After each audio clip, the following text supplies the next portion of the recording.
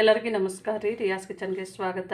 ಇವತ್ತು ನೀವು ನೋಡ್ತಾ ಇರ್ಬೋದು ರೀ, ನಾನಿಲ್ಲಿ ಒಂದು ಬೌಲ್ನಷ್ಟು ಅವಲಕ್ಕಿಯನ್ನು ಈ ಥರನೇ ಇದು ಪೂರ್ತಿ ದಪ್ಪನೂ ಇಲ್ಲ ಮತ್ತು ಪೂರ್ತಿ ತೆಳ್ಳಗೆ ಪೇಪರ್ ಅವಲಕ್ಕಿನಲ್ಲ, ಮೀಡಿಯಮ್ ಅವಲಕ್ಕಿ ರೀ, ಮಧ್ಯದ ಅವಲಕ್ಕಿ ಅಂತ ಅಂತೀವಿ.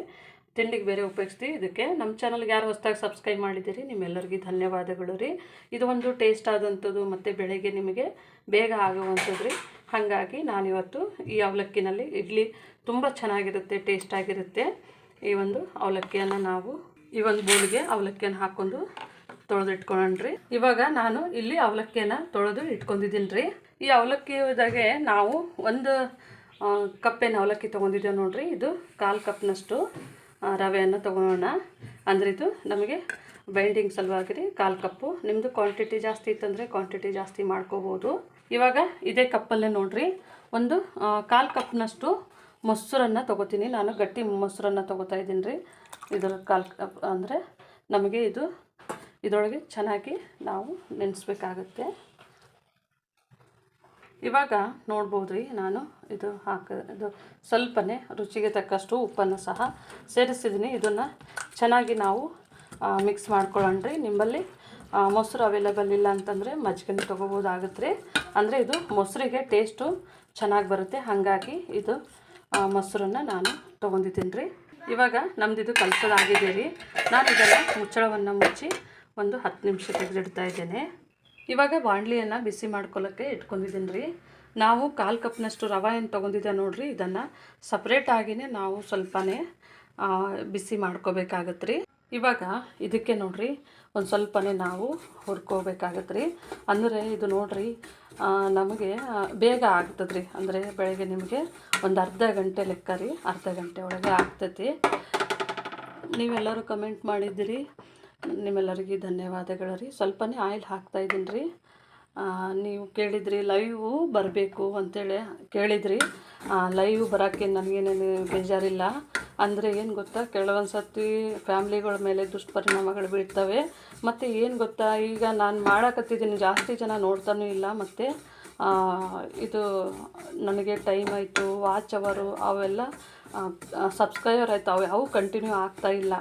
ಈಗ ನಾನೇನೋ ಮಾಡಿ ಆಮೇಲೆ ಏನಂತಾರೆ ಗೊತ್ತಾ, ನಾನು ಲೈವ್ ಬಂದಾಗ ಅಯ್ಯೋ ಏನೋ ಅಲ್ಲಿ ಆಗೇ ಇಲ್ಲ, ಏನು ಇದು ತೋರಿಸ್ಕೊಂಡು ಬಿಟ್ಕಸಂದರೆ ಇವರು ಬಂದು ಮಾತಾಡಿದ್ರೆ ಸಬ್ಸ್ಕ್ರೈಬರ್ ಆಗ್ತಾರೇನೋ ಅಂತ ನಂತರ ಒಂದು ಭಾವನೆ ಏನೋ. ಅದಕ್ಕೆ ಆಗಿ ನಾನು ಲೈವ್ ಬರೋಲ್ಲ. ಒಂದು ಸ್ವಲ್ಪ ಜನ ಸಬ್ಸ್ಕ್ರೈಬರ್ ಚೆನ್ನಾಗಿ ಆದರು ಅಂತಂದರೆ ಆಮೇಲೆ ನಾನು ಲೈವ್ ಬಂದು ನಿಮ್ಮೆಲ್ಲರಿಗೂ ಧನ್ಯವಾದ ಮತ್ತು ಥ್ಯಾಂಕ್ಸ್ ಹೇಳ್ತೀನಿ. ಮತ್ತು ಇನ್ನೂ ಜಾಸ್ತಿ ಜನ ನಮ್ಮ ಚಾನಲ್ಗೆ ಸಬ್ಸ್ಕ್ರೈಬ್ ಆಗಬೇಕು. ಹಾಗಾಗಿ ನಾನು ಲೈವು ಬಂದು ಅದಕ್ಕೆ ನನಗೆ ಬರೋಕ್ಕೆ ಸ್ವಲ್ಪ ಹಿಂದೆ ಮುಂದೆ ನೋಡ್ತಾ ಇದ್ದೀನಿ ರೀ. ಇಲ್ಲಿಲ್ಲ ಅಂತಂದರೆ ನನಗೆ ತುಂಬ, ಅಂದರೆ ಈಗ ಬೇರೆ ಚಾನಲ್ದವರೆಲ್ಲರೂ ನೋಡ್ತಾರೆ, ಹೇಳ್ತಾರೆ, ನನಗೂ ತುಂಬ ಇಷ್ಟ. ಆದರೆ ಕೆಲವೊಂದು ಸರ್ತಿ ಏನೋ ಆಮೇಲೆ ಮನಸ್ಸಿಗೆ ಬೇಜಾರು ಆಗ್ಬಾರ್ದು ನೋಡಿರಿ. ಈಗ ಅಂದರೆ ನಾವು ಹಾಕಿದ ರೆಸಿಪಿ ಲೆಕ್ಕ ನೋಡಬೇಕಾದ್ರೆ ತುಂಬ ಜನ ಸಬ್ಸ್ಕ್ರೈಬರ್ ಆಗಬೇಕಾಗಿತ್ತು. ಮತ್ತು ವಾಚ್ ಅವರ್ನು ಸ್ವಲ್ಪ ಕಡಿಮೆನೇ ಆಯಿತು ನಮ್ಮದು. ಹಾಗಾಗಿ ಸ್ವಲ್ಪ ಬೇಜಾರು. ಇವಾಗ ನಮ್ಮದು ರವೆ ಹುರಿಯೋದಾಗಿದೆ ರೀ. ನಾನು ಈ ರವೆಯನ್ನು ಎತ್ತಿಟ್ಕೊತಾ ಇದ್ದೇನೆ. ಇವಾಗ ನಮ್ಮದು ರವೆಯನ್ನು ಎತ್ತಿಟ್ಕೊಂಡಿದ್ದೇವೆ ರೀ. ಇವಾಗ ಈ ಪಾತ್ರೆಗೆ ನೋಡಿರಿ ನಾವು ಒಂದು 2 ಟೇಬಲ್ ಸ್ಪೂನಷ್ಟು ಆಯಿಲ್, ಅಂದರೆ ಸ್ವಲ್ಪನೇ ಆಯಿಲನ್ನು ಹಾಕೊಳ್ಳೋಣ ರೀ. ಇದು ಆಯಿಲ್ ಹಾಕೊಂಡ್ಮೇಲೆ ನೋಡಿರಿ ಇದಕ್ಕೆ ನಾವು ಸ್ವಲ್ಪನೇ, ಇವಾಗ ಇದಕ್ಕೆ ನೋಡಿರಿ ಸ್ವಲ್ಪನೇ ಸಾಸಿವೆ ಜೀರಿಗೆಯನ್ನು ಹಾಕ್ತಾಯಿದ್ದೀನಿ.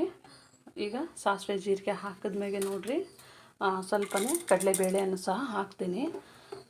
ಕಡಲೆಬೇಳೆ, ಉದ್ದಿನಬೇಳೆ ಸ್ವಲ್ಪನೇ ಲೈಟು ಗೋಲ್ಡನ್ನು ಬ್ರೌನ್ ಆಗಬೇಕು ರೀ.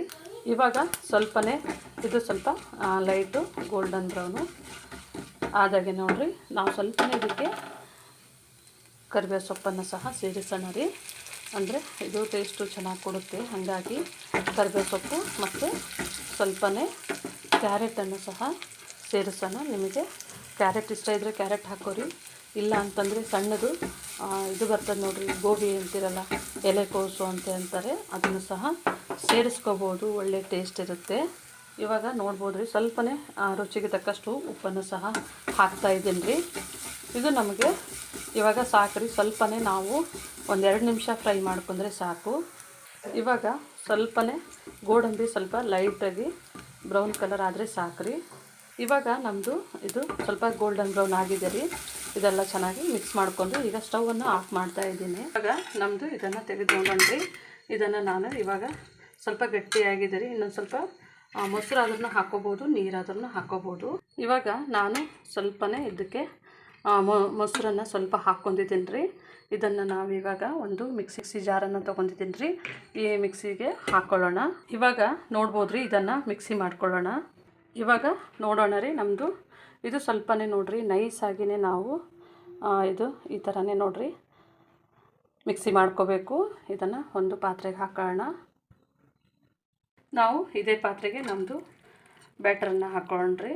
ಇವಾಗ ನೋಡಿರಿ, ಇದು ನಾವು ಫ್ರೈ ಮಾಡಿ ಇಟ್ಕೊಂಡಿದ್ದೆ ನೋಡಿರಿ, ಈ ರವೆಯನ್ನು ಸೇರಿಸ್ಕೊಳ್ಳೋಣ. ಮತ್ತು ನಾವು ಮಸಾಲವನ್ನು ಫ್ರೈ ಮಾಡಿ ಇಟ್ಕೊಂಡಿದ್ದೆ ನೋಡಿರಿ, ಅದನ್ನು ಸಹ ಸೇರಿಸೋಣ್ರಿ. ಇವಾಗ ಇದನ್ನು ಚೆನ್ನಾಗಿ ನಾವು ಮಿಕ್ಸ್ ಮಾಡ್ಕೋಬೇಕ್ರಿ. ಅಂದರೆ ನಮ್ಮದು ಇಡ್ಲಿ ಬ್ಯಾಟರ್ ಯಾವ ಥರ ಇರ್ತದೆ ನೋಡಿರಿ, ಆ ಥರನೇ ನಾವು ಇದನ್ನು ಚೆನ್ನಾಗಿ ಮಿಕ್ಸ್ ಮಾಡ್ಕೋಬೇಕು. ಇವಾಗ ನಮ್ಮದು ಬ್ಯಾಟರು ಇದು ನಮಗೆ ಇನ್ನೂ ಸ್ವಲ್ಪ ನೀರು ಬೇಕಾಗತ್ತೆ ರೀ. ಅಂದರೆ ನೀರು ಸ್ವಲ್ಪ ನೋಡಿ ಅಂದರೆ ನಾನು ಮಿಕ್ಸಿ ಜಾರನ್ನು ಹಾಕ್ಕೊಂಡಿದ್ದು ನೋಡಿರಿ, ಅದನ್ನೇ ತೊಳೆದು ಹಾಕ್ಕೊಂಡಿದ್ದೇನೆ. ಇಲ್ಲಿ ಒಂಚೂರು 1/4 ಚಮಚದಷ್ಟು ಅದು ಫ್ರೂಟ್ ಸಾಲ್ಟ್ ಅಂತ ಅಡುಗೆ ಸೋಡಾ ಬರ್ತದೆ ರೀ, ಮತ್ತು ಬೇಕಿಂಗ್ ಸೋಡಾವು ಬರ್ತದೆ ನೋಡಿರಿ. ನಿಮಗೆ ಯಾವುದು ಅವೈಲೇಬಲ್ ಅದ ಅದು ಹಾಕ್ಕೋಬೋದು. ಕಡೆಗೆ ಏನೋ ಬರ್ತದೆ ನೋಡಿರಿ, ಅದನ್ನು ಸಹ ಹಾಕ್ಕೋಬೋದು ರೀ. ಅಂದರೆ ನಾವು ಇನ್ಸ್ಟೆಂಟ್ ಮಾಡೋದಂತ ನೋಡಿರಿ, ಇದು ಚೆನ್ನಾಗಿ ನಮಗೆ ಸಾಫ್ಟಾಗಿ ಬರಬೇಕಾದ್ರೆ ಸ್ವಲ್ಪ ನಾವು ಹಾಕಬೇಕಾಗುತ್ತೆ. ಇವಾಗ ನಮ್ಮದು ಬ್ಯಾಟರ್ ನೋಡಿರಿ, ಈ ಥರನೇ ನಮಗೆ ಬ್ಯಾಟರ್ ಇರಬೇಕು ರೀ. ಇದು ಒಂದು 5 ನಿಮಿಷ ರೆಸ್ಟ್ ಮಾಡೋಕ್ಕೆ ಇಡೋಣ್ರಿ. 5 ನಿಮಿಷ ಆದಮೇಲೆ ಇದನ್ನು ನಾವು ಇಡ್ಲಿಗೆ ಬೇಯಿಸ್ಲಿಕ್ಕೆ ತೊಗೊಳ್ಳೋಣ್ರಿ. ಇವಾಗ ನೋಡ್ಬೋದು ರೀ, ನಮ್ಮದು ಬ್ಯಾಟರು ಈ ಥರನೇ ನೋಡಿರಿ. ಅಂದರೆ ಇದು ಸ್ವಲ್ಪನೇ ಗಟ್ಟಿಗೆ ಆಗಿದೆ ರೀ, ಅದು ಗಟ್ಟಿಗಾಗಿಯೇ ಇರಬೇಕು. ಅಂದರೆ ಮತ್ತು ನೀರಾದರೆ ಒಂಥರ ಅದು ಜಿಗಿ ಆಗುತ್ತೆ. ಹಾಗಾಗಿ ನೋಡಿಬಿಟ್ಟು ಹಾಕ್ಕೊಳ್ಳಿ. ಅಂದರೆ ನಮ್ಮದು ಹಿಟ್ಟೆಲ್ಲ ಚೆನ್ನಾಗಿ ಹೊಂದ್ಕೊಂಡಿದೆ. ನಾವು ಬೆರೆಸಿಟ್ಟಿದೆ ನೋಡಿರಿ ಸೋಡಾದು ಎಲ್ಲನೂ.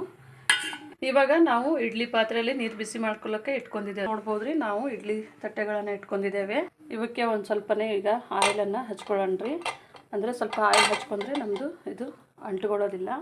ಇವಾಗ ನೋಡಿರಿ, ನಮ್ಮದು ಆಯಿಲೆಲ್ಲ ಹಚ್ಕೊಂಡಿದ್ದೇವೆ. ಸ್ವಲ್ಪನೇ ಈ ಥರನೇ ನಾವು ಕ್ಯಾರೆಟನ್ನು ಹಾಕ್ಕೊಳ್ಳೋಣ್ರಿ. ಅಂದರೆ ಸ್ವಲ್ಪ ನಮಗೆ ಇಡ್ಲಿಗೆ ಚೆನ್ನಾಗಿ ಕಾಣುತ್ತೆ. ಹಾಗಾಗಿ ಇವಾಗ ನಮ್ಮದು ಇಡ್ಲಿ ಬ್ಯಾಟರು ಸ್ವಲ್ಪನೇ ಹಾಕ್ಕೊಂಡ್ರಿ, ಅದು ಸ್ವಲ್ಪನೇ ಚೆನ್ನಾಗಿ ಉಬ್ಬಿ ಬರ್ತದ್ರಿ. ಹಾಗಾಗಿ ಸ್ವಲ್ಪನೇ ಬ್ಯಾಟರ್ ಹಾಕ್ಕೋಬೇಕ್ರಿ, ಅಂದರೆ ಚೆನ್ನಾಗಾಗುತ್ತೆ.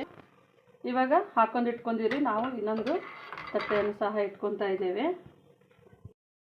ಒಂದು ನೀರು ಕುದಿ ಬರ್ತಾ ಇದೆ ರೀ. ಇದೇ ಟೈಮ್ನಲ್ಲೇ ನಾವು ತಟ್ಟೆ ಇಡ್ಲಿ ಸ್ಟ್ಯಾಂಡನ್ನು ಇಟ್ಕೊಳ್ಳೋಣ. ಇವಾಗ ನಮ್ಮದು ಇಡ್ಲಿದು ಇಟ್ಕೊಂಡಿವ್ರಿ. ಇದು ಒಂದು 15 ನಿಮಿಷಗಳ ಕಾಲ ಮೀಡಿಯಮ್ ಫ್ಲೇಮ್ನಲ್ಲೇ ಬೇಯಿಸ್ಬೇಕ್ರಿ. ಇವಾಗ ನೋಡ್ಬೋದು ರೀ, ಒಂದು ಸ್ವಲ್ಪನೇ ನಾವು ಕಾಯಿ ಚಟ್ನಿಯನ್ನು ಮಾಡ್ಕೊಳ್ಳೋಣ. ಇದಕ್ಕೆ ನೋಡಿರಿ, ಸ್ವಲ್ಪನೇ ನಾನು ಒಂದು ಮುಷ್ಟಿಯಷ್ಟು ಹುರುಗಡ್ಲೆ ಹಾಕಿದ್ದೀನಿ.